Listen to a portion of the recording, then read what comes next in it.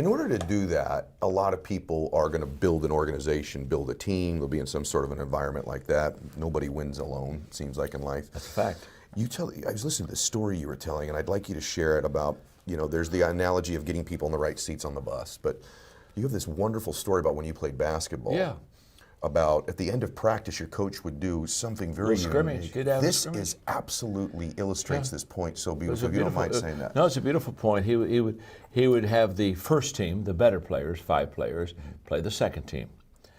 And the only thing that he would do is he would put we who were on the first team out of position. Yeah. And he always stuck me. I was a number 2 guard, but he always stuck me under the basket guarding a guy named Doug Roth that was 6'8", okay? And he'd put maybe our center out there with the point guard. Well, he's put us out of position, and they said, now stay in your position and play to 20. Well, what would happen is the first team would always lose. And he'd sit us back down and say, now, did you lose because of talent? No. Did you lose? No. You lost for one reason. You were out of position. And remember this, whenever you're out of position, you're going to lose. Well, what they did is, I'm guarding a 6'8" guy. They just throw a high pass to him. He's just dropping that belt over me the whole time. Sure. Well, you can't. And so it was a great teaching for me that no matter how gifted you are, no matter how committed you are, if you're out of position, you're not going to be successful. That's why everybody needs to find their sweet spot. Yeah. What do I really do well? Yes. And on that, there's a point that I really want to make, and that is, I tell people, if you want to be highly successful, you've got to get into what I call the top 5%. Okay. So you got 100 people. You got 100 people here in whatever chosen profession you've got. You've got to be in the top 5. Yes. You got to get there, and you can only get to the top 5 if you're in your sweet spot. You can't get to the top 5 working on weaknesses. You can't get to the top 5 if I'm not in the area of my giftedness. So you've got to find out what you're good at, because that'll give you, if you're committed and if you got good strategy and all this other, you got a good team around you, then that'll allow you to get in that top 5. And once you're in that top 5%, you're in good shape. You're going to do very well. And I tell, that doesn't matter what your profession is, you've got to get in the top 5%, and you can only get in the top 5% if you're in your position, if you're in your sweet spot, if you're in your gift. Is there any technique, strategy, thought you have in order to identify what those sweet spots are for you? Oh yeah, trial and error. I mean, when I started, I started off as a pastor. Yeah. And so I had a counseling degree. So now I'm counseling people. Well, it takes me about 6 months to realize I'm not any good at that. I'm not. It's not my gift. They're coming in and I'm listening to them, and then I say, well, okay, it's obvious. Here's your issue. Here's 3 things. And I write on a piece of paper and hand it to them and say, now go be healed. Do you know what I mean? Go be healed. And the next month they'd come back in. I'd say, now, okay, what are we in here for? well, I've got this problem. Well, it's the problem I heard last month. You know what I'm saying? Well, did you do the 3 things? No, I didn't do the 3 things. Oh, you go back. Well, it wore me out. I wore them out. I wasn't any good, but that's what I was trained in. But it wasn't giving me the results. And one day, it took me it really took me 3 years. One day I realized that when you counsel people, you work on their weaknesses, and when you equip people, you work on their strengths. Oh, that's good. Oh. And the moment I went from working on weaknesses to working on strengths, I was a rock star with strengths, because you show me your strength and I'm going to give you a game plan and let's get going, because I'm a natural equipper, not a natural counselor. Yes. Nothing wrong with counseling, it's just not my gift. You with me? And what did they teach me in college? They taught me how to administrate. Yeah. So I'm in my, I've got my little country church and I'm doing administration. Well, there's no return there. My gosh. And one day I'm waking up and I'm saying, wait a minute, this isn't working. I got to go get me some volunteers to do this administration so I can get back. And so it's trial and error. And sometimes I think we go to people like, Ed, if I'm trying to find out my strengths and you and I know each other really well, I may come to you and say, okay, well, talk to me. What do I do well? Yes. Sometimes we don't understand our own strengths, and it takes somebody that really is a good friend that knows us well that can say, well, I think you're really good in this area, but you got to find them. Yes. And the good news is everybody has gifts. That's right. Everybody. So there's not such thing as a person, well, I just have no gifts, and so I'm left out. Everybody has them. You just got to go find them. Yep. But once you find them, that's where, and by the way, that's where you put all of your time in personal growth and development. Because the goal isn't just to learn a lot of things. I know a whole bunch of people, they're very knowledgeable, but they're not very successful. That's right. So what you got to do is you got to say, I'm going to stay in the area of my strengths. Yes. And so when at 27, when I decided I was going to speak and maybe write some books, I asked myself a very simple question: what are the areas that people need to excel in to be successful? And I came up with 4 areas. Okay. Relationships. I mean, if you can't get along with people, hello. Right. Equipping. If you can't develop a team, you may have personal success, but you're not going to have multiple. You're not going to compound success because you don't have people helping you. An attitude of overcoming adversity and difficulty, the getting back up, not quitting, that whole process, and leadership, the ability to influence people. And at 27, I said, those are the 4 things I'm going to spend my life. And if you'll look at my books, almost all of them are in relationships, equipping, attitude, and leadership. It's true. And I found I found the sweet spot for people to success. Man. And so I wrote all my books in those areas. I'm going to tell you something. I've read of the majority of your books. Thank you. And there was a window of time where I read every single one as they were coming out, and now I'm back in that cycle again with you. And for me, the last couple minutes were really valuable because I'm obviously acknowledged like you are as a good leader, and sure. And but in my own mind, I've wondered whether I am sometimes, because I'm not a great counselor either. And I mean that, like when people are looking for counsel from me, but what I am, I do feel like I'm really good at identifying giftedness in people. Yes. I see giftedness. I think I'm good at equipping people. And so leaders come in different shapes, sizes, and forms. That was just really a good validation just for me, and I think it would be for certain people listening to this, because I think also sometimes people that are really good at executing themselves potentially maybe struggle with counseling people on to do things, but they're great at they could be great at equipping. Oh, absolutely, absolutely. And what I found is successful people are really good at finding their gifts, getting in their gift zone, and then just really staying there and becoming successful. I think they're happier too. Oh yes, but successful leaders, there's the difference. Successful leaders have the ability of what you just described, Ed, of finding the sweet spot for other people and getting them in that sweet spot. Yeah. And that's where the return is. That's right. I've spent my life, after I discovered what my strengths were, now I'm just helping other people find their strengths, because there's nothing more empowering to a person than to find out that they are good at something and then being equipped and taught how to do it well. In the book, you really go into detail, and I'd actually like to dive into this part of it now, about how to cultivate other leaders. And as I was reading it, I was like, oh, man, there's an element of this where it's like, you even say it in the book. I was literally like, oh, please tell me he addresses this. Where, okay, you have the leadership table, you're giving people the chance to be a leader, but some people don't get invited to the leadership table. Yeah. And so how do you deal with that? Like, how do you keep the organization functional? How do you say the hard things? You know, if somebody has a blind spot, at a minimum, if they're not effective, you can't have them at the leadership table. Can't. So, like, how do you manage that? Well, first of all, I think it's fair to say that everybody should have an invitation to the leadership table, because it's at the table where you learn about each other. So tell everybody what the leadership table is. Well, the leadership table, it's a phrase I use to let everybody sit down, and just like you come to a table to have a meal, or you go to a table to play a game, here you come to the table to sit with other leaders. And at that table, the discussion is going to be leadership. And they're going to be talking about decisions they're having to make. They're going to be asking questions about things that they need to do as a leader. And so you're in this leadership environment where, and you're going to participate, and you're going to be able to ask questions, and you're probably going to be given a project. You know, now that the table's done today, let's go out and do this. But what happens is at that leadership table, everybody ought to be able to come there, but that doesn't mean everybody's going to stay there. Because there are some people who come to the table and they just aren't to the capacity yet where they need to be. And so that's where you get into what I call the tough conversations. And what I say to people all the time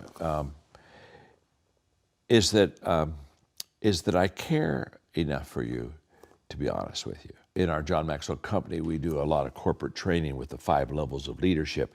And in the 5 levels of leadership, level number 2 is relationships, the connecting factor, but level number 3 is production. And anybody that's got in it knows that it's one thing to be a friend and it's good to be together. It's even good to work together. But, but you do have to produce. We got to have some results down the road. And so that's a big gap for many people to go from a relationship level to a leadership level where now we've got to get you to become effective and fruitful. And I think that if I truly value you as a person, I'm going to share with you how you can improve. And it's one thing to say, I don't like what you're doing. But it's more important to say, there's some things you're going to have to do to improve there. And I think you ought to always give people a path to improvement. And then it's their decision. You know, the two questions you ask all the time, can he or can she and will he or will she, you know, can the person is all about competence and ability. Will is probably more about attitude. Mm-hmm. But what we've discovered is that it's very important to keep an authenticity and an honesty. And I think it's also very important for the leader to share their difficulties. And I was with Johnson & Johnson one time, speaking to about 100 presidents of companies. It was kind of like an appreciation day by Johnson & Johnson. So they brought in all the companies they work with. And so it was what they call President's Day. And I was telling the presidents, I said, now, you need to go home or go back to your offices and share with the people your weaknesses. And that room just bowed right up. It was so much fun. I mean, they were just resistant. I mean, they were stiff-arming me big time. So I called a little break and said, I'll sign some books. And so I had a CEO standing beside me while I'm signing books, and he's not happy. You know, it's a rain cloud for sure. And so finally they all left. And he said, you know, I really disagree with you about telling people about your weaknesses. He said, you and then he gave me this kind of old-time leadership talk about, never let him see you flinch, Right. And so I'm letting kind of go through his process. It was, I could be his therapist for a day. So when he finished, I said, I think you're operating your leadership under a misunderstanding. He said, what misunderstanding would that be? I said, you think your people don't know your weaknesses. Word. They already know about it. In fact, they're talking about it. But I said, the reason I want you to go back and share your weaknesses with your people is so that they know that you know. It'll make them just feel a lot better. Oh, thank God he knows. He knows. But I think that even in having the difficult conversations with people, I think that when you're open with your own areas of that you're working on, I think that's very important. And in fact, one of the things that we teach in our companies is have upfront expectations. And I learned a long time ago, again, all the things I'm teaching now, it's because I did them wrong in the beginning. It's not like I have this wisdom. It's like if you do it wrong, you either keep doing it wrong and never build anything, or else you change. And when I started off, I was very relational, so I wouldn't have tough conversations with people. I thought, I'll friendship them through the process. Yes. And then I realized so we just teach our people to have upfront expectations, and basically we just sit down and say, Tom, I'm glad you're going to join the team. Now, we're going to have some tough conversations down the road. That's just going to happen. Today it's a kind of like a high five day, but we'll have days when we just have to sit down, look at each other, and deal with some issues. And I just think that if you tell people up on the front end, then when you have them, it's not so personal. I mean, it's personal, but at least they knew that it was coming. And I think leaders prepare their people for not only the good days and the touchdowns, but for the adversity also. No doubt about it. Let me talk about this concept of tables before we get in, because we do believe true transformation happens around tables. I believe that tomorrow in your family, what can be dysfunction, and all families have them except right. Chris Cody's. No. Whether it's dysfunction, all tables can get better with good conversation, and transformation can happen. We have transformation tables in our nonprofit that takes values and begins to incentivize or challenge people, really invite them into a values conversation. And we literally, over the last 10 years, we've had millions of tables with 5, 6, 7, 8 people around it. And we can tell you, I've got the stats and the stories to prove it. We can tell you about transformation happening. I know tomorrow, again, it'll happen every single time. Tomorrow, I will leave at the evening full, of course, in my stomach. We eat way too much in America on Thanksgiving, but I will leave full in my soul because we have some traditions about expressing gratitude at the Cole household. I can't wait. Transformation of my attitude will happen around the Thanksgiving table. But Chris, today our topic is transformation that will happen if you have the right leadership table. If you have the right people at your table, and you and I have been in John's organization for a very, very long time. In fact, it's starting to get painful to tell how long it really is. is. Let's not tell them how many years. Yeah, but you know what? I've seen tables that really functioned well together. I've seen leadership tables that didn't function well together. I've seen tables where we had the wrong leaders around the table, and I've had those moments that we had the right leaders around the table. This subject matter today matters to those of us that want to lead something bigger than us. Here's the deal. If you want to lead something that you can handle, the table doesn't matter that much. If you want to chase a dream that only you are needed to accomplish, the table may not matter to you. But if you want to accomplish something bigger than you, if your dream is greater than you, your table matters. Yeah. In fact, I would say your table may matter more than you matter. And so let's talk about leadership tables. Yeah, I love today. this. And I remember John years and years ago when he began thinking about this transformation, would often say, it happens in circles, not rows. That was kind of where you and John were originally. And I always have that image in my mind around teams, around leadership teams, because we do want the conversation. We do want thinking. We want people to challenge the ideas. I mean, John's probably one of the best thinkers that you and I have ever met. And he'll walk into a room and he's like, no, best idea wins. Yeah. Like let's build upon what we're doing here. And so I want to dive in and just talk a little bit about thinking from your perspective. As a leader, as a thinker, how you've developed that skill. Let me stop right there. I use the word skill. Is this a skill that can be developed? The reason I ask that question is this. I know early on in my career, I'd go, I'm just not that creative. I'm not that innovative. Like I'm more of a logical kind of operational mindset. And so I was struggled with that. So we may have listeners or viewers that are joining us that go, that's great. I just don't do a really good job of thinking, whether it's a critical thinker, abstract thinker. There's all kinds of different types of thinkers. Do you think this is a skill that can be developed? And if so, talk a little bit about the context behind your answer. Well, I think let's talk a little bit about the skill, Chris, because the skill that John's talking about here a lot is shared thinking. And then we talk a lot about creativity.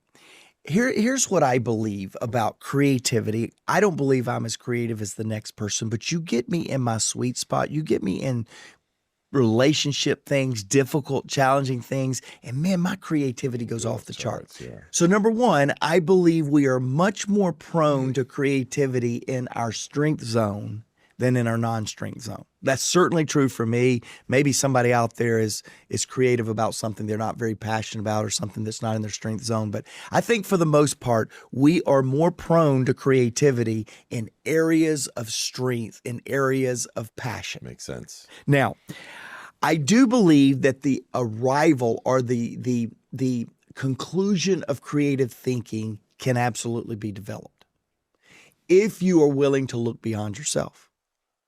And that is absolutely the ticket. There are things that I will never be creative in my thinking about, but I can develop creative thinking in that area by surrounding myself with collective thinking. That's good. So I do absolutely believe that creative thinking and shared thinking can be cultivated and developed, but oftentimes it is developed around who's on your table or who's on your team. Oftentimes it is developed by who's on your team or who's around your table. And if you can get over yourself, as John likes to talk about, that's key, and realize that you are not the answer to all things, then your creativity can go off the chart because your team around you will take you off the chart. I love that you said that because that's what I was thinking. I was like, for me, one of the biggest things was being okay with the thought or the idea being not good, right? Or being like, no, we'll move on to another one. Then your ego takes a little bit of a hit. But you're like, no, that's not the process, right? We're sharing thoughts that are going to continue to up-level one another. And I think John mentioned even something to the fact of probably over 90% of the ideas are going to be worthless. But there's going to be an idea in there. There's going to be a thought, that 10% that's going to stick, and then the team's going to add on. And 90% of the add-ons might be worthless. But then there's going to be one, and we're going to continue to build this shared thinking that's going to raise the level of what that team, what that leadership table, what that family table, community table is going to achieve. Can I say one more Oh, thing on that? absolutely. Yeah, go ahead. I think another key critical thing is to call a win and a loss as it relates to shared thinking or creative thinking. I've watched John walk out of 100 rooms, and John loves best idea wins. Yeah. He absolutely loves it, and he is most of the time the best thinker in the room. No doubt. He loves collective thinking, shared thinking. You know what John also loves? Calling it what it is. And we've walked out of so many rooms that he went, well, that was a waste of time, missed that one. And he moves on. Yeah, and just I go, like that. Boy, when I waste your time, I feel like the world is coming to an end, a boulder's on my head. I feel like all these things. John never apologizes or never feels a sense of more than 2 minutes worth of shoot, that stinks on shared thinking. And here's why. That allows him to come back at it again. If we put our win-loss ratio up against whether we should do shared thinking or not, we wouldn't. Because most of the time, you don't get the best idea wins in an environment. It comes after something we're going to talk about later, layered thinking. And so I want everybody to understand, if your win-loss ratio is driving whether you're doing creative thinking, you're not doing enough creative thinking. But if you are comfortable to call it what it is and go, well, that was a waste of time, come right back and do it again. But don't be afraid to call it a waste of time, because why was it a waste of time? I had the wrong people in the room, wrong people at the table. We should have never even been thinking about that. It's too premature, whatever the reason is. But if you don't reconcile that was a terrible meeting, you'll never learn from it so that you can move to the next thing, which brings me to the book we want to highlight today. Everyone communicates, few connect. Oftentimes when people get something communicated, they think that was a win, when really you did no connection. If you're not connecting with your shared thinking people, you need to stop doing that meeting, call it a loss, and move on to the next time you do it. I love how he quickly moves past that. Here's the thing. There's probably even something outside of what do we learn in that meeting that will then be the foundation for that next meeting. That's right. And then it just continues to build off. And you mentioned just a minute ago, so let's stop and let's talk a little bit about this. This layered thinking. That this phrase that John kind of has developed and worked through, where we build off of certain things. I know I've heard him say, hey, that first layer is pretty simplistic. That's great. Some of us might have called it a failure. Others might not in that meeting. But then the second layer is deeper, and it's on top of, and it's more complex. Talk about this principle of layered thinking and how you and John go about using that in certain meetings. Yeah, John's one of the best at taking something and simplifying it so the most amount of people can get something from the thought. He's one of the best in the world at taking an idea that is significant, that is deep, that is meaningful, and putting it out there and everybody going, wow, that's good. And some people are applying it to an entry level, first opportunity out. Some people are applying it to a school-age kid that is just trying to make it through studies, and then somebody that's running a $50 billion company will take that same thought and build it. That's not by accident. That's because John takes a concept and he stays with it until there is depth for people to go for days, and there is simplicity for people to take it in a moment. And I'm just telling you and us, me and you, Chris, who communicate on these podcasts and others, the best thinking is layered thinking. Now, I like strategic thinking. I like collective thinking. I like all the things that we're sharing and referencing today. But a leader that comes to the table with layered thinking, several different depths and dimensions at coming with this truth that I'm going to deliver, is 100% the winner in the room. If we're trying to win. And when we say, That is one of the best things that I've heard, and somebody at a whole different level of leadership can say the same thing. Chances are that idea, that thought was bathed in layered thinking. Take this book I keep holding up. Yeah. Everyone communicates, few connect.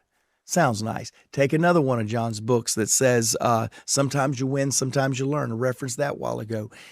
Those are really cute buzzwords, but when he begins to build those out in a speech or in a book, you begin to realize the depth and the significance of the layered thinking behind it. Yeah. What I love about this, going back to this book, is that John had some principles, some concepts. He had some thoughts with his writing team, that he had shared thinking with. And then didn't he go about pushing this content out and letting people kind of speak to that? And that's the pictures on the cover of the book. Which back then he was doing layered thinking and didn't even really know what that phrase was about until a little bit later on. But that's in essence what he was doing with the book right there. That's exactly right. Yeah. All right, good. Layered thinking. Take some time, no pun intended, to think on that, because that is some really, really good stuff that at your leadership table will help your shared thinking. Okay, I want to talk a little bit now about this comment that John said, people who can bring the best thinking out of those that are around them. It often makes me think about who we do life with. Yeah. It makes me think about the leadership table. It thinks about the power of questions. It makes me think about the relationship side of people. Talk a little bit about that circle of people that are around you and the importance of that and evaluating that in the concept of shared thinking. Yeah, we have every once in a while we'll look here at our company. We inventory, we warehouse a lot of our stuff. Digital products would be an exception, but we have books, we have different kits, different things that we send out to workshops for your team. Sure. And every once in a while we'll just do an inventory check and say, how much inventory do we have? Which is one piece of inventory management for sure. How much are we moving? Mm-hmm. That's another. And how many days did it take us to move it? So we do this whole inventory to be a strong business. And all of you out there that sells and holds inventory, you get that analogy. Yeah. The thing I think many of us don't do very well is do a relationship inventory. We don't take time, as John's saying here, who to invite to your leadership table. We don't take time to ask who's at our relational table. Who are we spending our time with? And because we don't do that, we're getting the same thing we've been getting for 10 to 15 years. And it's not because we haven't grown and learned. It's because we're still sitting at the same table we were before. Yeah. And we're not getting anything from that table. Here's my challenge to all of us. I want you to do a relationship inventory. Okay, here's how to do it. I want you to go back the last 2 weeks, and I want you to identify every person you spent time with. Look at your calendar, recall each and every day, and just begin to think through, who did I spend my time with? And the next step, there's a lot of angles to this, but the next step, just to make this very simple, that's something all of us can do, is to ask yourself a question. When I spent time with them, did they raise me? Or did they lower me? Did they lift me up? Did they drag me down? Did they encourage me? Did they discourage me? And what you'll find sometimes is we're spending way too much time with people that are bringing something to the table that we don't even want. And because we don't do an inventory of who is at our table with the intent of putting people around the table that will help us, we end up with the same results because our table hasn't changed. Change your table, change your results. Yeah. Change who you spend time with, change your results. Love it. And again, as you mentioned in the States, tomorrow as this is released is Thanksgiving. Really be thinking about that, right? Because that's who you should be thankful for, right? In the challenge of that thinking. Here's the other thing I was thinking about too is one of our executive facilitators and coaches that does some work with us and does great work in the field with companies shared this story with me. And he said when he was early in his career and we would get around the table, our leadership table, and the leader would say, hey, I got an idea, I got a thought, here's what we're going to do. I want to get some feedback from you. I want to get your thoughts. And he said, man, he was so excited. He thought he'd sit up and go, Hey, I mean, I think what you do, boss. I'm right with you. That's it.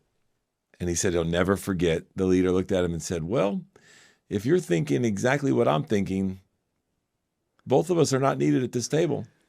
And I'll let you guess which one won't come back." And I thought to myself, oh gosh, that's so true. And so leaders, listen, around your leadership table. And I know John and Mark think the same thing, right? We have brought a team together. You have brought a team together. You have these relationships because we need diverse perspective. We need enhanced problem-solving ideas. You're there for a reason. Share those ideas. Leaders, allow your people to share those ideas. Too many times in organizations that we work with, we see leaders that hire these incredible people, and then they mold them and shape them to be the little, in the box that they want them to be. They don't allow them to do and think and create shared thinking like they have the ability to do it. And so while we have a diverse team, we need to be more diverse. We don't do a really good job of inclusively leading those people to pull out what's best of them. So I'm going to throw it to you and let you close. I just wanted to share that because as you were talking, I was thinking about that. And I know that I do that at times too. And so I know also that you and John will be like, well, we're not going to invite that individual back to the meeting, right? Like, so man, be in a position and a posture of sharing what you're thinking, sharing your perspective, because it may not be the right idea. By the way, 90%, as John said, are not going to be any good. Yeah. But there's going to be 10% of what you share that is going to be good. And that's what the team needs of you at the table. Chris, I'm going to come back to you, so don't sit back and go take a restroom break while I wrap here. I love what you just said. It really struck me. There is a fine line between a highly responsible leader that takes responsibility for everything, good and bad, and knowing when somebody is not taking enough responsibility on the team. Because I am that guy that for years and years and years and years, I have just taken ultimate responsibility for everything because that's what leaders do. But then when I go to give responsibility to an underperforming teammate, I always question myself, am I holding him, her to my standard or their standard? Mm. And oftentimes I have misjudged or misconcluded a team member's contribution based on my criteria of myself, not on my criteria of their best self. And I've missed it. Yeah. I just as you were talking, I went, oh. The other thing that's a very fine line, however, is when somebody disagrees because they disagree, and somebody that disagrees to be obstinate. Right. That's to right. be a pain. That's right. To be a challenge. And I find myself as a leader, and perhaps this applies to many of you, and I just felt the conflict of that, Chris, when you were talking. Oftentimes, I feel like that I am in this conundrum of, do I really want valid feedback, or do I just want feedback that I approve of? And I sit in this weird thing that makes at times people not really know which version of me wants which version of them. And leaders, I would just challenge you to wrestle with this. I'm going to wrestle with it because that's what Chris just gave me, and I need to stop recording and go think. Go think. Yeah. But there's one other final thing that I do want to say, and I want to hear your thoughts on it. John makes a point number 3, that says people who emotionally can handle the changes of conversation. Yeah. And the reason I want to come back to that is because of what I just shared that you struck in me. Yeah. I think the biggest challenge for us as leaders and people that we want around our leadership table is how well they handle when the conversation changes. I've watched too many people interrupt easily and get frustrated easily when they are interrupted. I've watched too many people that when their idea was deemed a bad idea, dig their heels in and want to fight back or shut down. Mm. And really, there is something John is uncovering for us in this third point, people who are emotionally able to handle the changes of conversation that we need to dig into. And we start digging into these things with us first.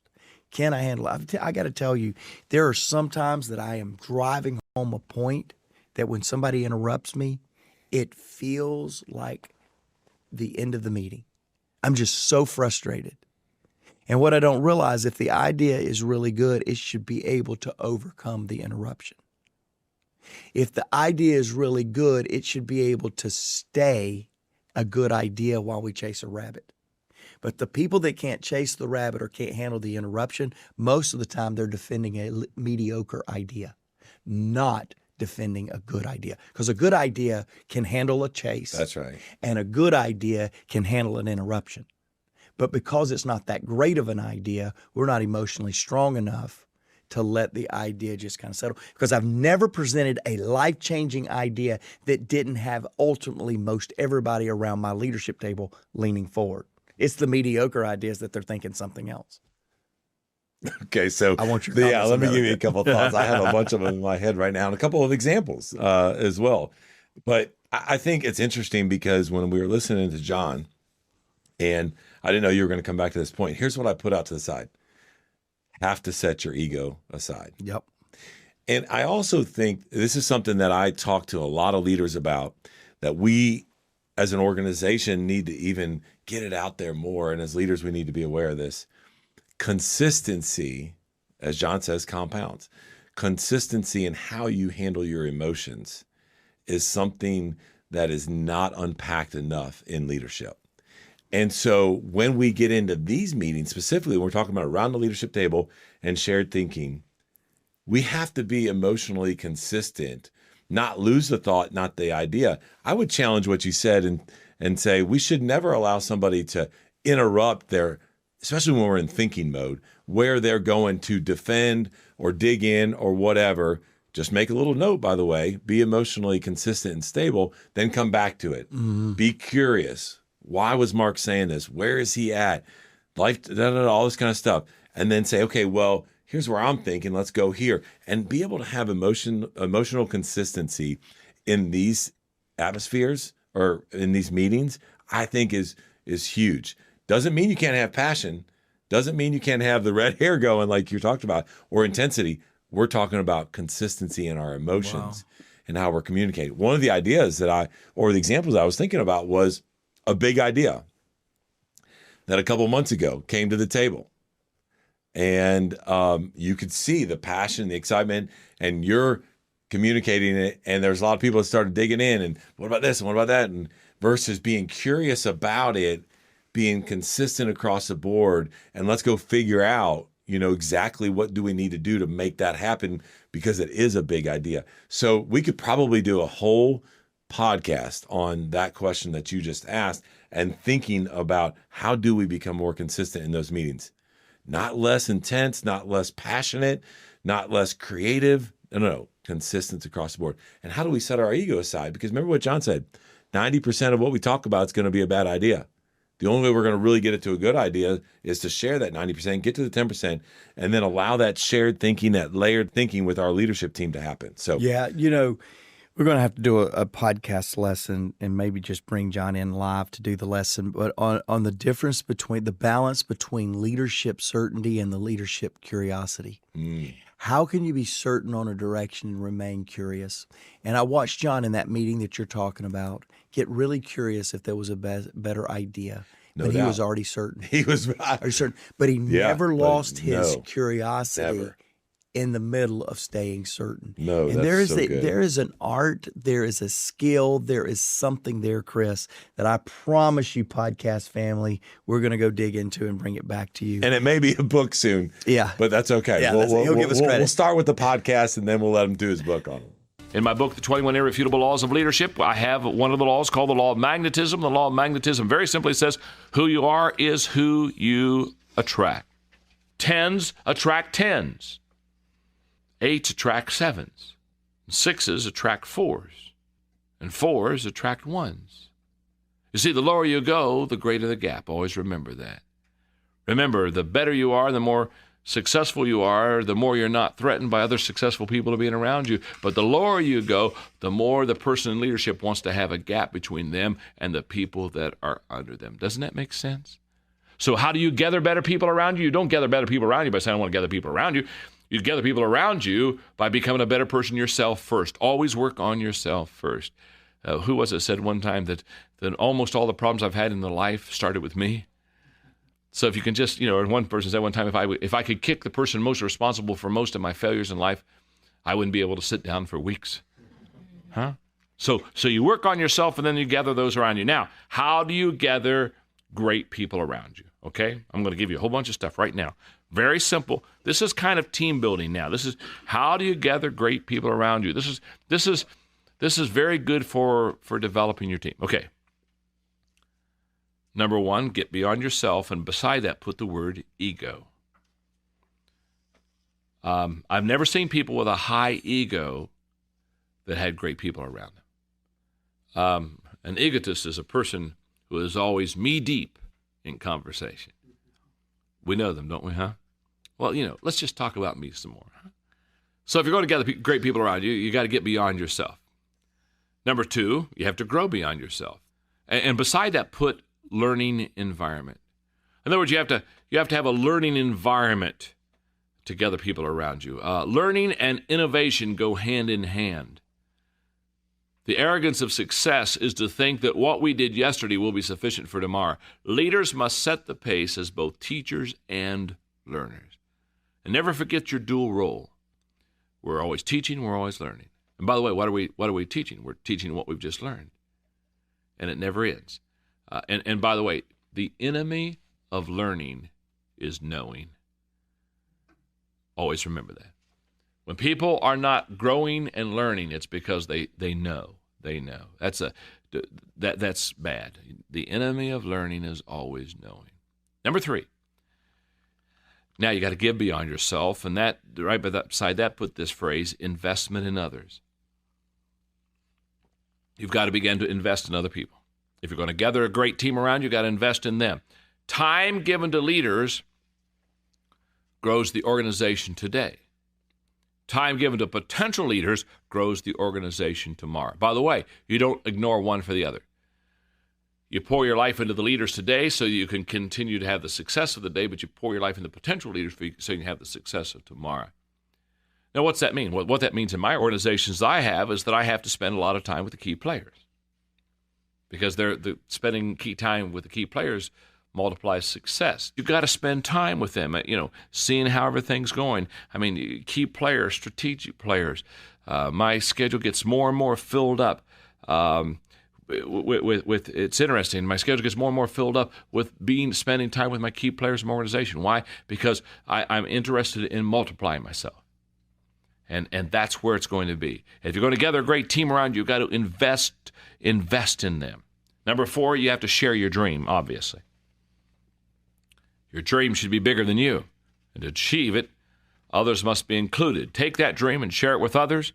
Build the dream and they will come, okay? Number five, undergird your dream with strategy. By the way, thinking people really like this. I've always said, if you can just give a dream and everybody loves it, you don't have very many thinkers in the room. Because a thinker, after the dream's all done, says, and just, excuse me, how are we going to get there? You know what I'm saying? If you don't mind, I see this wonderful cloud out here, but what are the steps to achieve it? So you have to undergird your dream with strategy. And then you have to fill your dream, number six, with passion. You're getting the picture now. You have to fill your dream with passion. And number seven, you have to recognize the contributions of others. One of the great ways to gather good people, great people around you, is by recognizing their contributions. And recognition should be given, letter A, immediately. The quicker the recognition, the more powerful it is. I always say, do it while the sweat is still on their brow. If the sweat dries off, you can still recognize them, but it won't be as significant as it is at that moment. Recognition, letter B, should be in front of others, especially peers and family. And number three, it should be in writing. Notes and plaques have a long life. Now, nothing wrong with verbal recognition at all. But what I have found is a note written to somebody has much more significance than me just saying good job.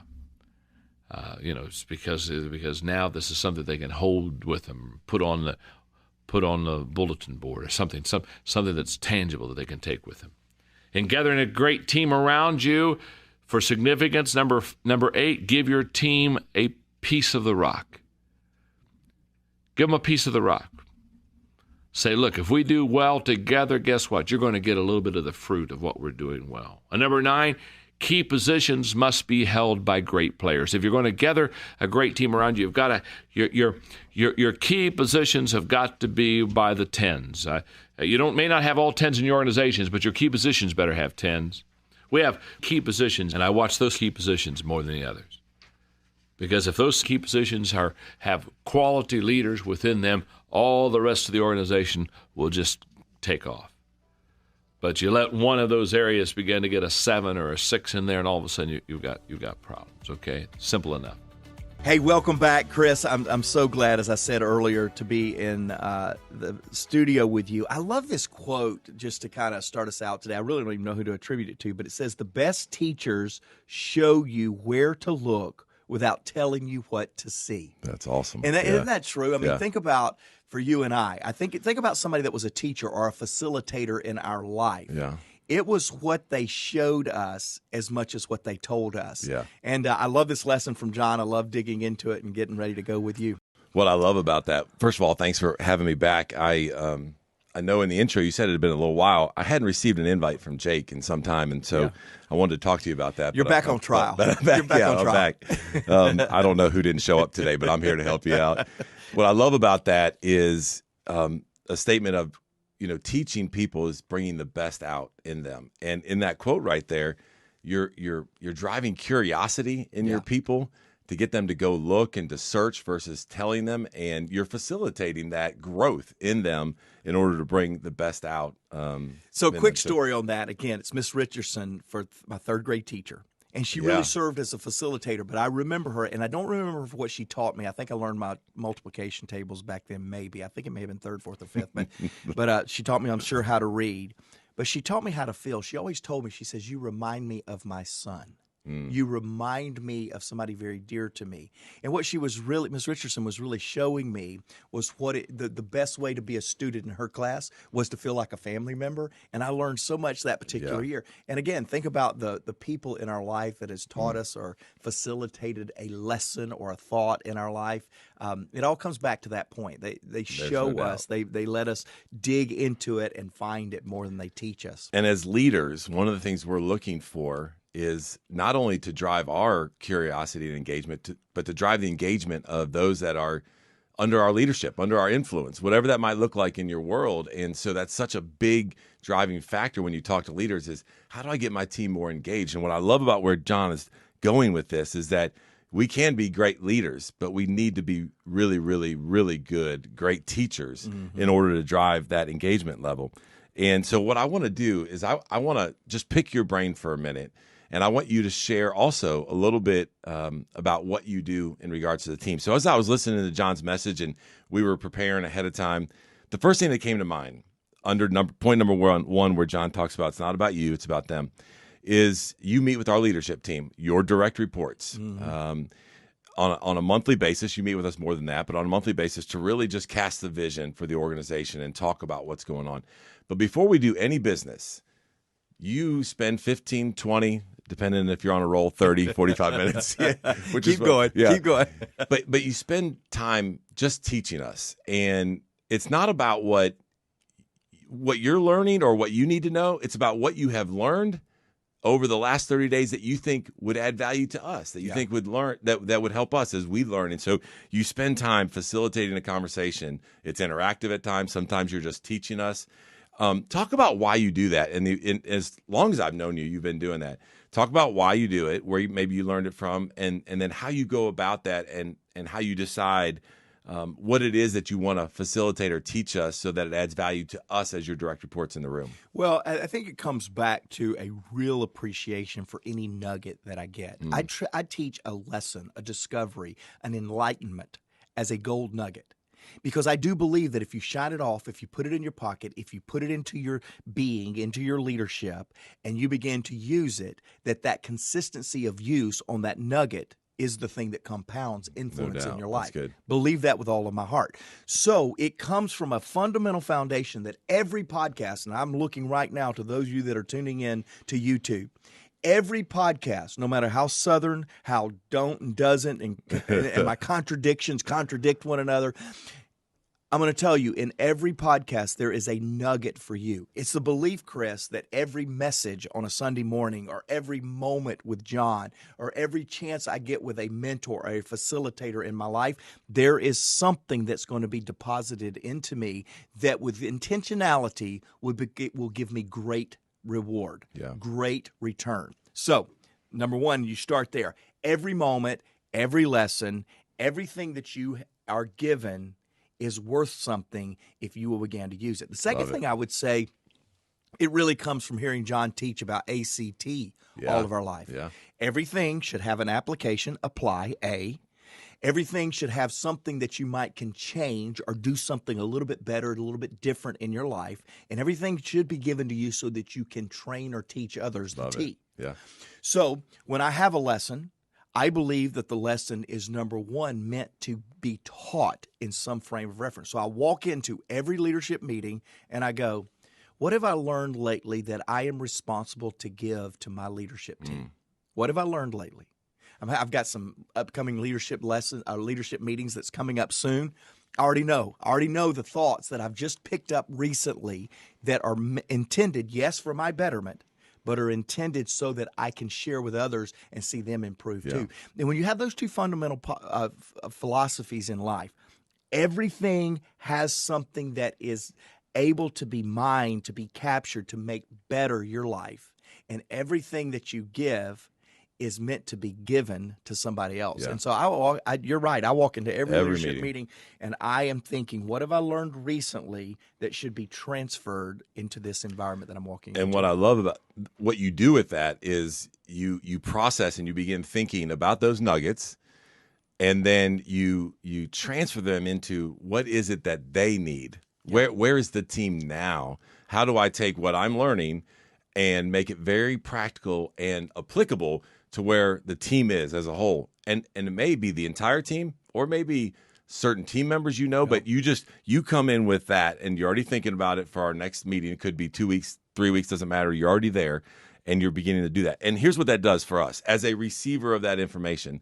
I read this statistic the other day that talked about when you teach, when you facilitate, when you develop your people, they are just organically going to be 17% more productive. Wow. Because you're doing that. And I think the beginning of those meetings, when you spend time doing that investment of time is showing up in a return on when we walk out of there. We are more inspired. We're more engaged. We want to enhance our productivity. We're buying in. And so I think this is, when John talks about this, I think this is just such a great point to make sure that we are teaching not just what we're learning, but what we're learning and how it applies to the leadership team. Well, and I want to say one more thing. I absolutely give it just to enrich your life or to enrich the personalities, the people in each of the meetings.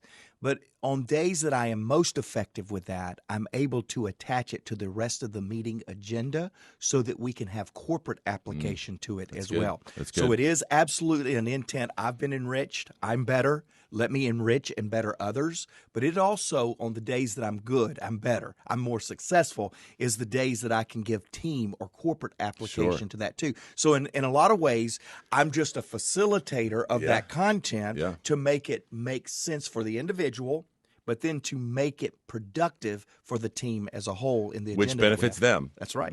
Both of them That's right. benefits them. And so I am a receiver of that. And so listeners, as you're listening, or if you're watching us on YouTube, I want to encourage you to think about finding nuggets that you're learning and then finding opportunities to teach or facilitate that content to those that you have the privilege of leading, of influencing. Because our favorite statement around here, everyone deserves to be led well. Yeah. This is the key to start with when it comes to leading the people. And, John talks a lot about at level 2 influence in the 5 levels about connecting and building relationships with people. And I think when you add value to people, when you teach them like you do to us, we immediately get connected to you. We get connected to you. We get connected to the people that are in the room. And so the power of this lesson is so strong. Just this first point, and we got 3 more to go. Yeah. But just this first point as a leader is something you need to be paying attention Hey, don't to. let everybody, people listening to the podcast, don't let anybody scare you. I didn't say this in my opening notes. This is part 1, so we won't do 3 today. Yeah, that's right. Yeah, we'll just that's do right. 1. Some of you were looking at your clock saying, my workout's about over. We What are you guys we just into? lost all of our listeners. We saw just a drastic drop at this mark. So, all right, the next point I want to talk about is point 2. And you have sat with John, and I've been a privilege to learn from John and from you at this, where it talks about studying your students. Mm-hmm. And talk about, as you've learned and been mentored from John as a leader, when you're getting ready to go speak, when you're getting ready to go teach, when you're getting ready to go facilitate, what goes through your mind? How do you begin to understand and study the students so that what you're delivering is very impactful to them and where they're at? Give me. I just talked about time. Now, give me a few minutes to build this out, okay, Chris? I'm going to build it out on the personal level, like you just asked me, but I'm also going to build it out on my business model. And podcast listeners, I believe your business model. And so, first, let me say on a personal level, I remember I was with John. John tells this story now publicly all around the world. I was with John when he was getting ready to speak to about 8,000 people. It was about 7,900 to be exact. And a young kid came up to him, flashy, a really good guy that John and I actually were going to stay after. We had changed our plane, we'd changed our flight schedule, all of that stuff to stay and listen to this incredible up-and-coming, rising communicator. And he came up to John with full of zest and energy, and he said, John, can I just get in your head for a minute? And, there was a little over-the-top kind of emotion, so I kind of perked up. And John said, sure, anything I can help you. And he said, what are you thinking about right now? Now, John was going on stage in 2 minutes, and John went, I'm thinking about the people.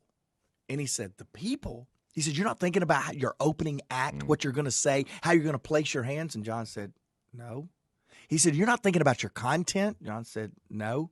John said, I'm thinking about the people. He said, I've already thought about my content. Yeah. In some cases, I've been thinking about my content for 20, 30 years. I'm thinking about the people and where are they and what is their posture and how am I going to help them? And it struck me, and now John teaches that with great efficiency and great poignancy when he goes, when you walk on stage, you shouldn't be thinking about content. You should be thinking about the people. Now, John illustrates that later on in this point, and please go back and listen if you got it. I'm not going to repeat John. But you should not be preparing your content right before you go on stage. That should have already been done. Right. You should be preparing your connectivity quotient. How and what is connection with this audience going to look like? Let me talk about our business plan. Yeah. Several years ago, in fact, it was 40 years ago, John was challenged by Les Parrott and said, John, you need to write a book. John, I don't want to write a book. I don't want to be an author. And he said, you will be able to impact people with your written word that you never was able to if you don't write a book. Well, that struck John's fancy. John was not interested in writing books. And so 40 years ago, John began writing a book so that he would be able to help people he would never meet. Well, 87 books later, 36 million pairs of hands have held a John Maxwell book. I think it was a good strategy. Yeah. Just like that, Chris, we began realizing that if we really wanted to make an impact in companies, in teams, we were going to have to partner with people to make them empowered and effective to where they could impact people in places we would never go as a business strategy. And so we started this initiative that really it's all about facilitating. It's empowering women and men in an environment where they like that environment, but they want to see that environment better. Yeah. And they want to see their influence in that environment grow. Yeah. They want the environment better. They want their influence in that environment to grow. Okay? Now, already some of you are going, yeah, that's me. That's me. I need my environment better, and I want my influence to grow. And so John and I began, in fact, let me distance myself. John started before me realizing that there was a strategy that we should employ on how to empower people in a team, in a company that wanted to see the company, the people in the company better, and wanted to see their influence increased. So we started programs to help facilitators. That's what we call them. That's an internal language. Don't let that scare you. We started a program that would allow people to be facilitators, that would take content, we would train them, we would equip them, they would take that content, and then they would better the people in that environment. Sounds a little bit like our opening line at the podcast, right? We add value to people. Let me say it differently. We add value to facilitators so that the facilitators will multiply value to others. And I just want to take a moment right here. This is off script, so just give me a moment, Chris. And I want to talk a little bit about this facilitation because, number one, you work with facilitators in some of the best companies in the world, the most respected companies in their industry. You work with people in those companies that are facilitators. Yeah. And I want you to, one, go off script a little bit, although it's right on script. And I want you to talk a little bit about the power of facilitation that you see in our corporate relationships on corporate teams in corporate environments. Yeah, I totally agree with you. I get the privilege to ride shotgun with some of our excellent executive facilitators, but then also organizations that have facilitators that are on their learning and development teams, and we just come alongside and help them. I think what's so powerful about what John thought about a long time ago and then you've helped implement is when you become a teacher, when you become a facilitator of content, it inspires trust within those people. And we talked a little bit about how it connects you with people. But so many organizations right now are losing people out the back door, good team members, because it's shifting a little bit about what's important to them. I was reading the other day, I think it was a Harvard Business Review article where just on U.S. businesses, and I know we have an international audience, and that number's unfortunately going to be bigger if we looked at it from international.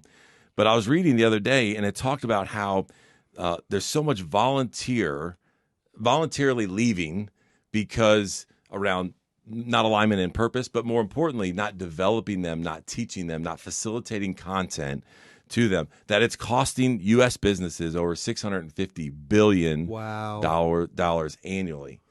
And that just breaks your heart. It breaks my heart, it breaks John's heart, because we want to be able to add value to people. And if leaders would be able to do that, even from a facilitation standpoint, it would drastically change your organization, increase the productivity. It would enhance the culture inside the organization. So we said, hey, we've got to figure this out. Sure. And so one of the things that we love doing is that we provide content through John's principles, and we help create facilitation techniques and teaching techniques. And back to point number 2, how do you learn about those that are going to be in your room, your students, before they get in there? How do you go about that so that when you do teach them, you're able to connect with them? And so now we have the privilege of not only working with our facilitators and facilitator in an organization, but with people that have a desire that are in organizations right now or their communities that want to facilitate content to improve the culture, improve their lives, to add value to them. We provide the content. We help them with facilitation and teaching techniques. What do you do before? What do you do during? What do you do after? Awesome. All of that. Awesome. And, let me put it out there in podcast land, because you think it's been a long time since Chris Scott's been here since the last time. It's going to be a long time perhaps again. Yeah. Because my goal, the vision that I've put out in front of our team, is I want 25,000 companies around the world to have a Maxwell facilitator in that company. Somebody that knows how to, with tools, resources, with support, knows how to make the company better, make the people in the company better, and wants to grow their influence in that organization. And so here's what I'd love to do, Chris, and we'll put this in the show notes. I'll mention it at the end of the show as well. Go to maxwellpodcast.com/facilitator. maxwellpodcast.com/facilitator, and you'll be able to get a lot more information. Some of you are ready now. Some of you want to gather the information, go back to your company and see if they will sponsor you, be a part of this, if they'll catch the vision. But we're looking for champions. Yeah. And again, it goes back to this point that you've got to study your students. So many of us that are executives, Chris, you're an executive, I'm an executive in a growing company. We lose touch with our people. And yet facilitators seem to know where the people are and facilitate. And that's kind of how John wraps the second point up, is you got to know where your people are rather than expecting your people to come to you. One of the ways to know your people is to get facilitators down into the lifeblood of the organization, which will be closer to the pulse. One of the things, as we kind of wrap up today, and you can hear our passion about this and adding value to people to be able to teach and facilitate others. You know, when I think back about some of the greatest teachers that I've ever had, you mentioned your third grade teacher. They really facilitated our learning. That's right. And I think each one of you that are listening, maybe watching us today, you can think about, if I ask you that question, what teacher, what facilitator had the greatest impact on you? There are probably multiple people that come to mind. And our desire is to help you get there for somebody someday to look at it and go, hey, man, Mark Cole, he was that teacher. He was that facilitator. As you wrap up, I know one of the things you do under point number 2 about studying your students is you spend time every week, which we sometimes challenge you on this as the CEO. We're like, Mark, every week? But you really go and listen to our facilitators, to our people, and you hear from them. You learn what are the content pieces that we need to be developing in order to serve them well in the field and where they're at and where they're struggling. All these. Talk a little bit about the power of that in regards to you as a leader inside our organization to be able to provide more information for them. Well, it goes with this standout statement that I want to make sure that you get from this lesson, and it's touch a heart before you ask for a hand. We've heard John say that. But facilitation, connecting with I'm no more than a facilitator every week when you in this environment to where I reach out to our speakers, our trainers, our coaches, our facilitators. I'm no more than a facilitator at that point. Now, some people call me the CEO. Some people call me the visionary. But in that environment, I'm just a facilitator. I'm just trying to understand. And here's what happens as a facilitator. I love this reciprocal impact that happens. I come with a lesson. But by the time I'm done, not only from the lesson that I've studied, prayer, it's helped me, but from the interaction, I, as the facilitator, began to grow and expand in that environment as well. John says that true leaders, he said this in the lesson today, true leaders go find the people, not expect the people to come find them.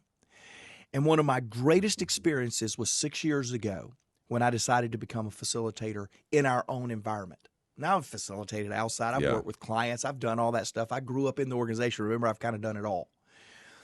But that day that in my positional leadership, I was a positional leader at that time. I was the CEO. And 6 years ago, I said, you know what? I'm going to dedicate every Tuesday to facilitation. I'm going to be a facilitator every Tuesday. Yeah. Chris, 3 weeks into that commitment, 3 weeks in, was the most liberating thing that I've ever had as a leader. See, I thought, this is such a Lone Ranger statement, I thought I was the only one that had passion for John's legacy and our future because I'd been here for, at that point, 18 years. And I fired up and I'm all in, and I've had these spiritual experiences that I've shared on this podcast of I knew I was called to availability and proximity to John. I get on this call and I get into the lifeblood of the organization through facilitation, and I find out the greatest discovery. There were people throughout the entire organization that had just as much passion for our vision, our legacy, and our sustainability than I had. Now, that was a hard pill for me to take at first because I wore my badge with pride. Yeah. And then I realized there was no badge. I was just a part of a huge community. Yeah.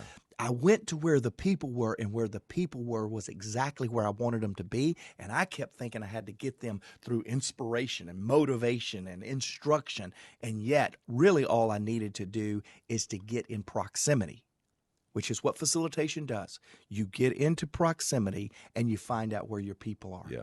And for me, I've done it recently. I shared in the last few weeks about some recent family rooms that I did. That was all an intent to go to where the people are. And if there's one great takeaway from our lesson today that John's teaching us, and we'll be back next week for part 2, if I can get Chris to show up again. That's a little jury's out on that. But great leaders are great teachers. And what John's really saying is positional leaders are best when they come in and get connected at the same level with the people that they're trying to lead. Good. And I love that. Chris, what has it been, 20 plus years that you and I have been in this environment. And we've talked about growth, I guess, every way that we can. And yet today, it's just as relevant in your 20 plus years of tenure, executive on our team, running the nation, running around the nation, speaking. and yet you're still growing. I know that about you, and I'm the same way. I've just been challenged. Even most recently, I've been challenged to grow significantly. And so, hey, I never get tired of this subject, and I never get tired of this subject talking to it with John, 75 years young. Still doing it. Still doing it. Never get tired of working alongside of people like you that's still doing it. So, man, I'm excited. Yeah, when I found out that this was the topic we were going to talk about, I was like, this is so appropriate, because I don't know where I would be today if I didn't work in an environment. I know you would say the same thing.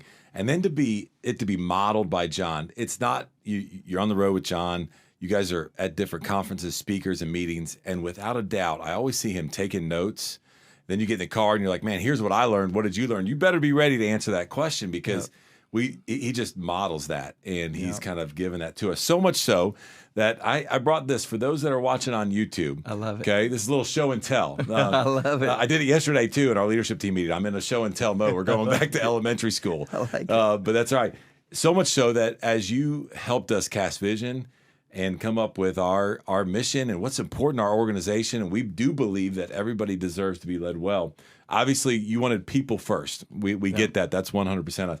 The second one we have on our card, and every single one of our team members have this, is it is about growth. And on there, it talks about we invest in growth every day. Doesn't matter whether you're 18, 19, 20, when you and I began to think about what that looked like, or even now. And I won't mention our age as we get into this. But we also believe that it happens daily, not in a day. And what I love about that is that John says if we want things to get better, then we've got to go after it on a daily basis. Now, I'm going to take you down a little bit, if you don't mind. I want to take you down a little bit of a different path than maybe normal. I want to go away from the notes for a minute, and we're going to come back. And we've heard John talk about everything worthwhile is uphill. Yep. And man, growth can be an uphill battle. It doesn't often happen when we're going downhill and things are good. And I want to talk a little bit. I want to kind of lift the curtain on some things that you've been growing personally. And I think it's so appropriate because you were so intentional behind this. And it started, I think growth happens in a lot of ways. Yeah. You can observe it and learn. You can teach and learn. You can get feedback and learn. Matter of fact, I was on a call today with one of the organizations that we work with, and it was Matt McLean with Wealth Advisors. Let me just read this real quick to you. It says, man, feedback is a gift. It's where you grow. When given by the right person in the right manner and received in the right way. And I thought, oh, that's so good. Tell me that again. I'm going to be with Mark later, and I want to share this with him. Received in the right way. Here's where I'm going. You started a journey intentionally the fourth quarter of last year. Yep. We called it the family rooms. And Mark set the stage, and you said, hey, family rooms sometimes get uncomfortable. I want feedback. And that began a growth journey that I haven't seen in you in a long time, and we're going to unpack that in just a minute. But what I want you to do is I want you to take us back. And what was the intentionality behind saying, man, I want feedback. I want these family room conversations. I want to grow. I want us as an organization and a culture to grow.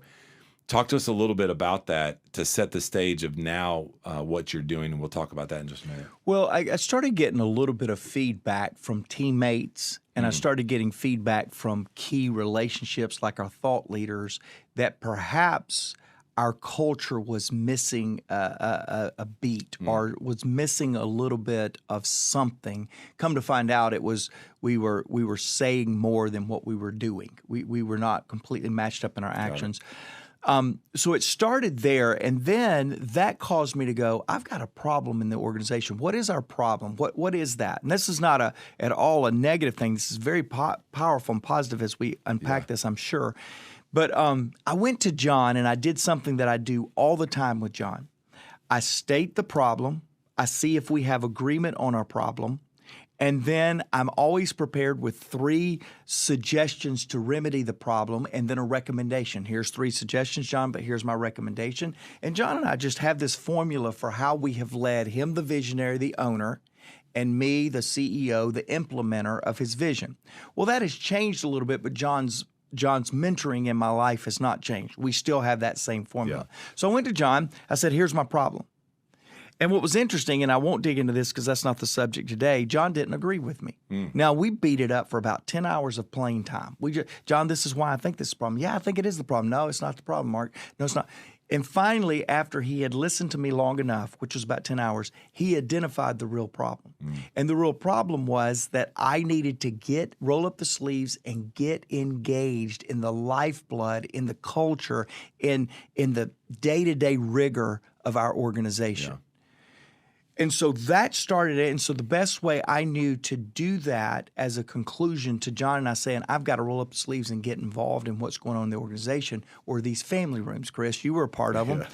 And in fact, you were a part of the very first one. I remember this. I had, they were about 12 or 13 of them. Dedicated a lot of time to it. And in those family rooms, Chris, a real reoccurring opportunity to really address things in the organization began to bubble up. And it was that. Then we've had a lot of leadership meetings with that. I've validated that, verified that with the leadership team. But it all started with a realization, hey, I think I have a problem. Then it went to the next step, John and I agreeing on the problem in the organization, and then we beginning to be intentional about fixing it. And I love the fact that John says the only guarantee that it's going to get better from what you heard, you accepted that feedback. And the hearts were pure. You received it the right way. And John says the only way it's going to get better is if we grow. And you got to do that. So I'm going to go out of order a little bit here. John gave us an incredible growth plan here. And I'm going to go a little bit out of order because I know the process that you went through to do this. The first thing that you did was you said, I'm going to go and I'm going to reflect on what I heard. And you do this every year. The timing of this happened to be pivotal this year for you, but you spent, John mentioned at least 1 hour a week. I think you accomplished a year-long process of that in probably just about 3 days. Talk about then what you heard, what you learned as you're growing through this, and the reflection and how powerful that was and allowed you to come out of that with a tremendous growth plan that we'll talk about after that. Yeah, so before the growth plan, it started with I read a book, I think I have recommended on the podcast, Chris. It's by Gary Keller, which is one of the founders of Keller Williams. Yeah. Gary Keller wrote a book called The One Thing. And he talks about how that leaders need to synthesize down to that one thing they need to be focused on, and then they need to spend the best part of their day in that. For me, the best part of the day is the morning. So immediately coming out of family rooms, Chris, you'll remember this, I carved out and canceled everything that I did every morning of the week, because I had identified 5 things that needed my undivided attention, 5 things in our organization. And I came out of that family room, I had already carved out every morning was going to be focused on my one thing. And I started focusing for 4 solid weeks, 4 hours a day on one thing in the morning for 4 hours on what I could do from a creativity and from a problem-solving perspective that I could begin focusing on in the organization. So it really started there way before the growth plan that we'll get to. I started really assessing with a clear mind, with an undistracted attention, and then with as much creativity that I could muster in a one-on-one, one-to-myself environment. I began working through how do I creatively go after these 5 areas. So you go through that, and then you make up your mind, I am going to intentionally grow. Now, talk a little bit about the next steps for you. So John says, hey, we're going to make a commitment. So you did the reflection. You're making a commitment. Now, for you, that growth looked like many different things. Mentors, books. You're just absorbing content, and you are committed. Talk about where your mind went when you said, I know I need to grow, and I'm going to absorb as much content as I possibly can. What led you down the path of saying, what resources? How do I tap into this? What does that look like? Let our listeners hear from that, because I think each one of us have challenges like that in our life, and sometimes we don't know how to go about the process, but you've lived out and modeled this, and John's given us his plan, and it's in direct alignment with that. Yeah, well, one is if you can synthesize down what the real problem is, and you can synthesize it down to as much simplicity as possible, you're going to then be able to build the best comprehensive focused plan available. We distilled it down to we had a momentum challenge.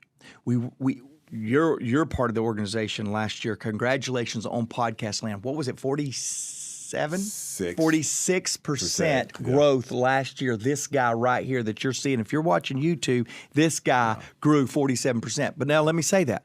What was interesting is I still could come back and say our common problem was momentum. Correct. That was with some parts of our organization having best years ever, some teammates having personal best years ever.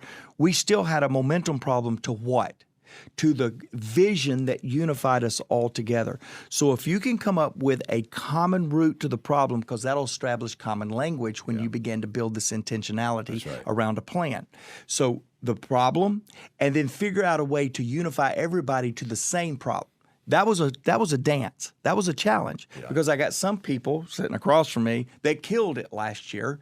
And I had some people on his team that had personal best. And then I had other teammates that we just were not out of the starting blocks yet.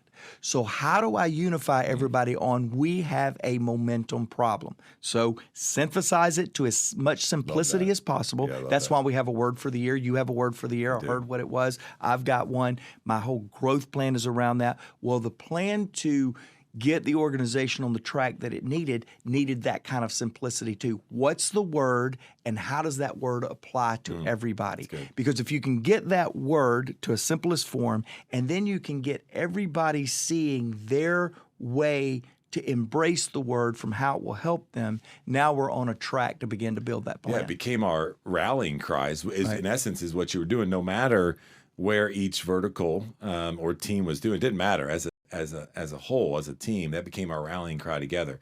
So you and I've heard you say simplify a ton of times in the last 90 days. So you simplified the problem and you go, okay, now I got to grow in that area. Yep. Talk to us a little bit about what you had. And remember, we're trying to keep this podcast under 3 hours. Yes, and exactly. So, but I know how intentional you were about that and the amount of resources you consumed. Talk about that process. I'm privileged to have a weekly call with a bunch of leader-minded people. So I ask about 4 people that I really believe could help me in the area of momentum. I said, what do you recommend that I read? What do you recommend that I consume? Got some great feedback. Then I went to my call to hundreds of people and I said, hey, if you've got a book or a recommendation on momentum, let me have it. And I just took all of that, assimilated. There was a lot of redundancy. People recommended the same thing. Then that became at the top of my list. And so I have been, in fact, yesterday in a leadership meeting that you and I were in, somebody brought me another book on momentum. And I'm just consuming that and digesting it. So going back to my 4 hours in the day, I would spend 2 hours reading a book on the subject matter that I had before I even started my 4-hour day. And again, all that comes back to get people to give you input from their perspective with the clarity and the simplicity that you're going to lead the team. Do the clarity and simplicity on what you're going to grow into. And like you said, I cannot remember, but one other time maybe that I have been this diligent in being a sponge on content on one piece of subject matter. I have read and consumed. You see it every time I come into a leadership meeting. I give you a new tidbit that I have read to give us common language on what we're going to do. Yeah, and what I've also seen, and I haven't mentioned this to you, but I watched you walk the fourth quarter and then through the end of the year and the reflection, and there's some discouragement there, certain things, right? All of us have discouragement areas of our life that we wish we grew in, right? But what's been fascinating for me to see, and again, this will be the first time you kind of hearing this out of my mouth, which is when I saw you prioritize that, and I mentioned to you yesterday, this can be so good for the company, but it's been so good for you as a leader because when you prioritize that and this growth and the intentionality of growth that John's talking about here, you become, happier might be a little bit of a soft word, but you become stronger, you become more confident, you almost become more resilient to that uphill battle that we're taking. And what I love about it is you absolutely, John's second point in the plan is you make that commitment public. Yeah. And you do that. You talk about it. We're talking about it on the podcast. Yep. But more importantly, you share that with specifically our leadership team every time you come in there. And John says early on in the lesson, what are you doing to develop yourself and others? Yeah. And I know that we are growing. I've read more books, not than you have, but that I did in the first couple weeks of last year because of the challenge that you're putting out with us. What's the intentionality behind sharing not only what you're learning, but sharing what you're consuming and how you're doing it with your team. Three reasons, Chris, that comes to mind immediately. And like Chris said, this was not scripted or prepared, but 3 reasons. One is accountability. I always grow better on a personal level or at a team level because, like you said, I wrote that down too, John. How are you growing personally? How are you growing your team? I want to put it out there that I want my team, our team, to know that I'm growing. And I'm putting it out there. These are the books I'm reading, and then I come and show you what I'm reading with things that we're doing. That's accountability. The second reason is common language. I want people to know what is driving the intentionality around my leadership right now. What's happening is you're picking up some of those books. Others 100%. Are picking up that book. So the common language is now not only rallying us to the vision and the direction I want to take the organization, it's rallying all of us in how we all are growing. You're growing. Yesterday's leadership meeting, and again, this is just family talk, which I love this podcast, by the way. Yeah. Yesterday, the way we complimented one another was staggering to me. I don't think we've ever complimented one another as much as we did yesterday in that meeting. And I could tell you're reading the books. Ben, you were talking about some of the practices and principles that we're using in the first person. Hey, we've got to. And I went, you go, Chris. Yeah. I don't even have to say it because it's being repeated. But that brings me to the third thing. When you start saying what the common language is and you start holding yourself accountable, now you start giving expectation of why we're doing this, the desired outcome. That's good. And so we're in the middle of a process right now that's driving a little bit, me, maybe you too, a little bit crazy because I'm ready to act and we're still in the information gathering. Meeting. Yeah, matter of fact, I got home last night. My wife's like, well, how many steps you had today? I was like, I refuse to report.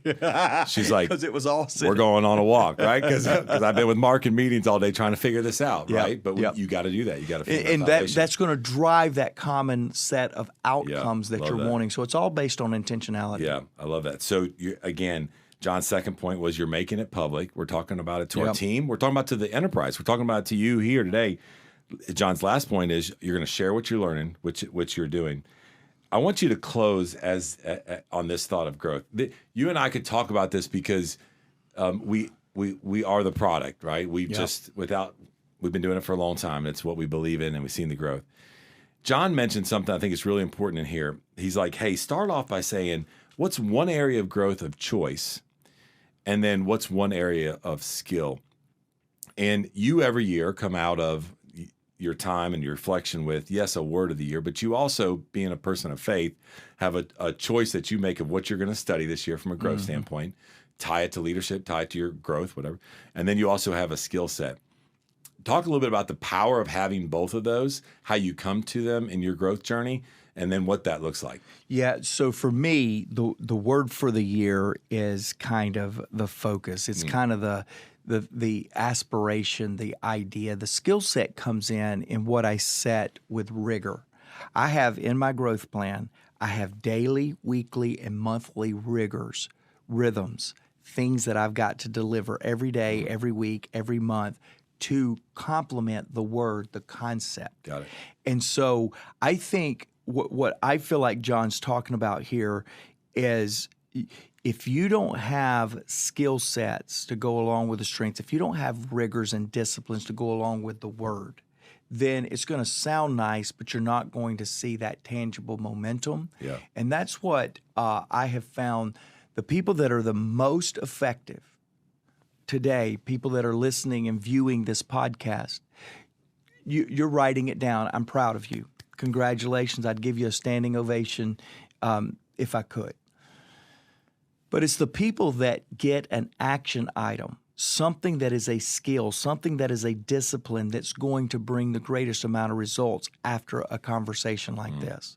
I hope that between John, Chris, or myself, we've given you a note to capture. Yeah. And I'm sure we have because John has. John so we're us. Good. Yeah. But what I hope just as much, not more than, but just as much is you put a skill, a challenge, an application to it that will make you effective. I do a year-end review every year. I'm reading a lot of books on momentum, but I'm telling you, it's these meetings that we're having that is making that more powerful. Yeah. The idea, the concept, the discipline without the skill application would render it useless. I would contend. Maybe a little bit of useful, but I'm going to tell you, learning without application is not growth. Yeah. Remind us again, how many years you been with John? 23. 23 years. And you would admit, and you did, and I would absolutely back you up on this, the last 90 days, the greatest growth you've had. 23 years with the greatest leadership organization and leader that you and I know, and yet you're still growing at a pace. Like, that's what we should strive to do. That's what makes things better. As we wrap, one little question on this. You spend all this intentionality, you build this growth plan. How often do you review it? How often do you go and check it? How often do you hold yourself accountable to it? Because what I want our listeners to do is I want them to develop a growth plan, because we want them, we know what's on the other side of that. It doesn't always get easier. Sometimes it gets even harder. But man, we want that for you, because everybody deserves to be led well, and we want to add value to you. And this is the best way. And John talked about, this is where he started. This is where you need to start. You can be intentional about it, and you can develop that. And then maybe never look at it again, and kind of, how often do you, that rigor that you developed and you try to follow, as you wrap up, how often do you check that and hold yourself accountable to it and adjust it, or maybe just check the box? So in the first 60 days of a year, I'm reviewing it every day. I reviewed it this morning. I'll review it tomorrow morning. I'll review it Saturday. I'll review it Sunday. Got it. I'm reviewing it every day. It's got to get in me for it to drive behaviors, to cultivate skill sets like we talked about, to develop habits. Yeah. So it's an everyday rigor that I will do every year for the first 60 days. I'm reading it every day. I'm familiarizing myself. Then it pairs back probably to once a week. And then by the third and fourth quarter, it is probably twice a month that I'm pulling it out and reviewing and reflecting. One of the disciplines that I have is in a year-end review. This year, some years it's monthly, some years it's bi-monthly, some years it's quarterly. I will go and assess and tweak the plan based on the effectiveness the plan has had then, so that plan that I got in one setting is a living, breathing organism that makes sense. I'll tell you a couple of things that I want to do to wrap today that I feel really strong about. There's two things that I want to challenge you to do personally, because I'm so passionate about personal growth. And it's only the what is this? The 18th of the month.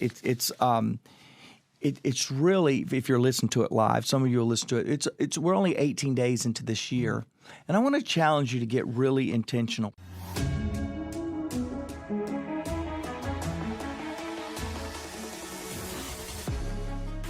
Welcome to the Maxwell Leadership Executive Podcast, where our goal is to help you increase your reputation as a leader, increase your ability to influence others, and increase your ability to fully engage your team to deliver remarkable results.